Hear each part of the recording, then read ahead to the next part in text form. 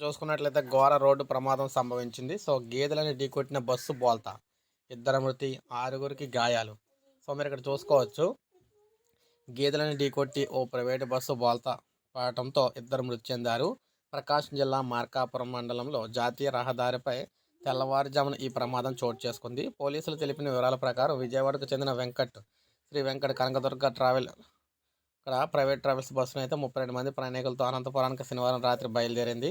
మార్కాపురం మండలంలో తిప్పాయపాలెం సమీపంలో గేదెలను ఢీకొట్టి అదుపు తప్పి పక్కన ఉన్న పొలంలో బోల్తా పడింది. పోలీసులు చేరుకొని క్రేన్ సాయంతో బస్సును తీశారు.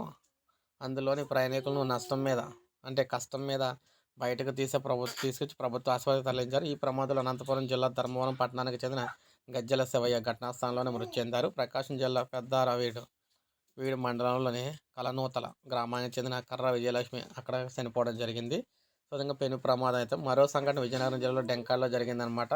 బొన్నాడ వద్ద ఆదివారం ఉదయం ఓ వ్యాన్ అతివేగంగా వచ్చి ఇద్దరిని ఢీకొట్టింది, బోల్తా పడింది. ఈ ఘటనలో ఇద్దరు మృతి చెందారు. ఈ విధంగా తీవ్ర ఘోర ప్రమాదాలు అయితే సంభవించినాయి అనమాట.